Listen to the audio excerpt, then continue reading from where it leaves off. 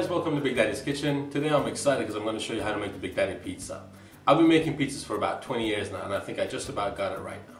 This is what you need. For our pizza dough, I have about 10 grams of active yeast, 2 tablespoons of sugar, 1 teaspoon salt, and some extra virgin olive oil.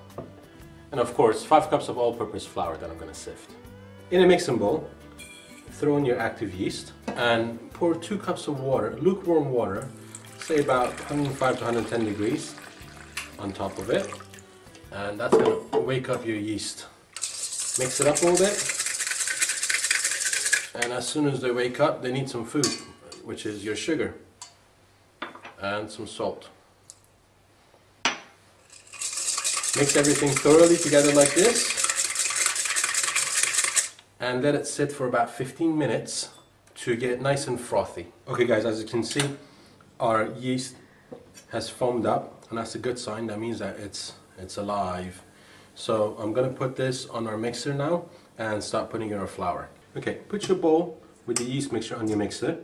Put the dough hook on. Now remember, if you haven't got one of these cool toys, you can do this with hand also. I'm going to save some time and some energy today. I'm going to use my KitchenAid mixer. Mix your ingredients and just keep adding half a cup of flour at a time.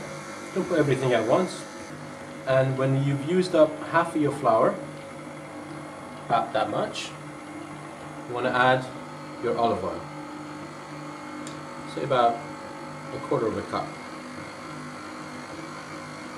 About that much. Make sure everything's mixed together before you add any more flour in there. Our olive oil is mixed pretty good in there, so I'm just going to keep on adding flour. Again, half a cup at a time. And continue doing this until all your flour is in there.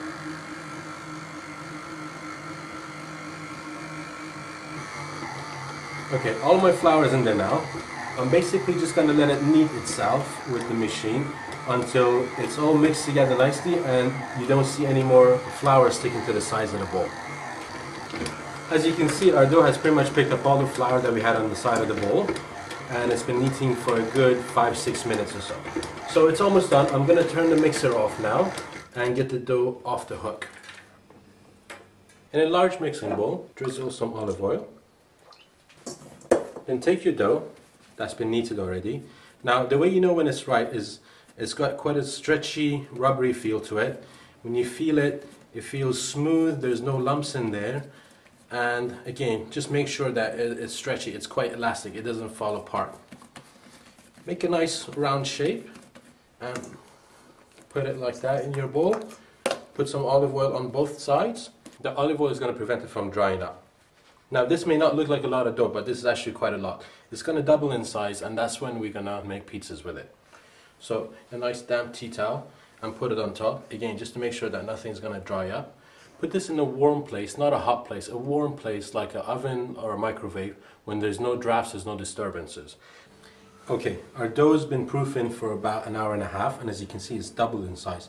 If you poke a finger in it, you see it doesn't go down, that's when you know it's done. Okay, on a clean surface, spread some flour, then take your dough, put it right in the center. I'm going to make 6 pizzas out of this, so I'll cut it up like that and like that. Put those back. Okay, take it like this and fold in the edges. Basically you want to bring out that smooth surface that you have, like so, and that's it. That's your pizza dough. Grab your next one, fold in the edges. As you can see, it's nice and smooth on top. That's your second one. Do this for the rest of your dough. Okay, I'm making a double dough pizza that I learned how to do in a pizza parlor I used to work at about 15 years ago. So I got to give them credit for that. With your fingers, gently spread your dough out. You can use a rolling pin too if you'd like. Spread it out to about, I don't know, 12 inches or so. Like that. Get your pizza pan, shake everything off, move your flour to the side, and that goes right on your pan, like that. If you get it cut like that, no biggie, just pinch it and squeeze everything back together. So I'm going to put one more layer of dough on top of this. So again with the flour, make sure you got enough flour on the bottom so that your dough doesn't stick and it rotates smoothly like that. You can make this dough as thick or as thin as you'd like. Because I'm making a double dough pizza, I'm leaving it to about that thickness. And this one goes right on top of the other one, hence double dough. And this is ready to start assembling. Okay, I'm making my double dough pizza first. It's quite thick because it's got two doughs on it, and this is the kind of pizza that you can put lots of stuff on because the dough is going to take quite a while to cook, and your meats and vegetables and all the other stuff that you have on it will be perfect when it's done. By the way, this is something that you can get the kids involved because there's not really anything to it. You're just putting stuff on the pizza, and if you want to feed your kids something that they don't like, tell them to put on their own pizza that they created, and trust me, they'll eat it. So put some sauce on your pizza, very gently push it to the corners. Okay, and I hope you've made this pizza sauce yourself and not bought it from the outside. Anyway, put some cheese on top, fair amount of cheese, a bit more. I'm using mozzarella and provolone mixed together. Okay, this is the fun part. Take your topping of choice. The ones that have cooked the most, put those on the bottom. Pepperoni's already cooked, so I'm going to put that on the bottom. That's it. Next, I'm going to put some mushrooms on this, fresh mushrooms, some onions, and finally, some green peppers. These are the things that I like on my pizza. Loads of flavors, some meat, some vegetables. That looks beautiful. You can't buy this from outside. Not this good. Sprinkle some oregano on top and put 190 degrees oven for about 15-20 minutes or so. Okay, I want to show you something really nice that you can do with some leftover dough that you have. If you flatten it out, very similar to our pizza dough, you can get a pan, grease the bottom of it, and put that right in the center. Get some garlic butter that I hope you always have in your fridge ready. Put some on the top. Be quite generous with it. Garlic butter is good stuff, man. Take some cheese, put it inside. Take this part, fold it over here, and with your fingers, pinch in and make nice designs on the corner. Take your knife and score those with some garlic butter on top of it. Make sure you got enough butter on the corners, and put a very small amount of cheese on top. It's just for decoration, really. And this goes in your oven at 190 degrees Celsius or 385 Fahrenheit for about 10 minutes or so. And that should be enough time for the dough to cook and the cheese to melt inside. I've taken our breadsticks out. It smells really nice, really garlicky, and it looks beautiful.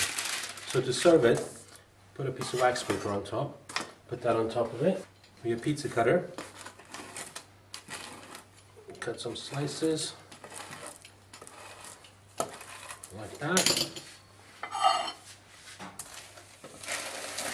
Get a plate, put on top some pizza sauce, and that has got to be the most perfect appetizer to any pizza. Okay guys, our pizza's done. I've let it cool down for a couple minutes, and it looks absolutely beautiful. I want to show you this. I don't know if you can see it or not. You got your double dough, you got that crunchiness on the bottom, and you got that soft dough on top. That's the way I like it. Contrast, crunchy and softness. So let me cut into it. I think we'll make 6 slices out of this. Oh. This pizza is just loaded with everything. Oh, you hear that? That's crunchy crust on there.